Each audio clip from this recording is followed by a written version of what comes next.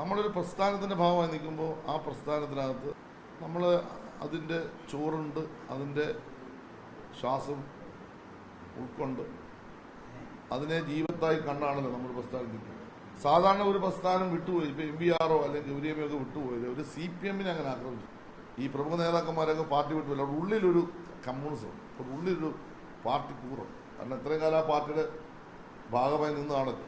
അപ്പോൾ ആരെങ്കിലും ഒരു നാളെ ഒരു പാർട്ടി വിട്ടുപോയാലും എൻ്റെ പാർട്ടി ഞാൻ ഇത്രയും കാലം നിന്ന് ഇതുകൊണ്ട് ജീവിച്ചാണല്ലോ. 35 വർഷം MLA ജീവിച്ചത്, അല്ലെ MLA മത്സരിച്ച് 20 വർഷം ജീവിച്ചത്, അല്ലെങ്കിൽ അതിൻ്റെ വരുമാനം ഇപ്പോഴും മേടിക്കുന്ന ആളല്ലേ. ഈ സാധനം തേങ്ങായിട്ടല്ലല്ലോ ഈ വരുമാനം എല്ലാം കിട്ടിയത്, കമ്മ്യൂണിസ്റ്റ് പാർട്ടിയിൽ നിന്ന് കൊടുത്ത ആനുകൂല്യങ്ങളുടെ ഭാഗമാണല്ലോ.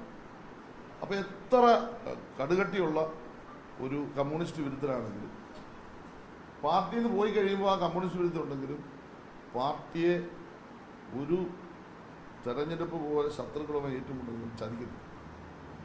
ഒന്ന് G. സുധാകരൻ പാർട്ടിയെ ചതിച്ചു എന്ന് ഞാൻ ആദ്യം പറഞ്ഞ കാര്യം, ചതിച്ചു. ഇതിപ്പോൾ ഉണ്ടാക്കിയ എഗ്രിമെൻ്റ് അല്ല, 1.5 വർഷം മുമ്പ് KC വേണുഗോപാലുമായിട്ട് ഉണ്ടാക്കിയ എഗ്രിമെൻ്റ്.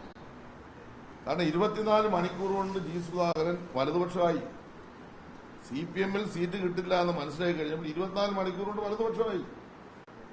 എങ്ങനെയാണ് വലതുപക്ഷം 24 മണിക്കൂർ കൊണ്ടാണ് വലതുപക്ഷം സീറ്റ് കിട്ടുന്നത്? അപ്പോൾ ഞങ്ങളൊക്കെ നാളെ പറഞ്ഞ എങ്ങനെ സീറ്റ് കിട്ടും? ഇത് കേരളത്തിൽ ആദ്യത്തെ ഒരു കാര്യമാണ്. 24 മണിക്കൂർ മറ്റേ ഒരു പാർട്ടിയിൽ നിന്ന് രാജിവെച്ച് കുറേ സമയം കുറേ നാള് ആ പാർട്ടിയിൽ നിന്ന് രാജിവെച്ച് അപ്പുറത്തൊക്കെ ചേക്കേറാൻ വേണ്ടിയൊക്കെ ശ്രമിച്ച് ഒരു ധാരണയൊക്കെ അവരുമായിട്ടൊക്കെ രഹസ്യമായിട്ടൊക്കെ ഉണ്ടാക്കിയല്ലേ 24 മണിക്കൂറിന് അംഗീകാരം കിട്ടുന്നു. ഇത് G. Sudhakaran CPM membership പുതുക്കുന്നില്ല.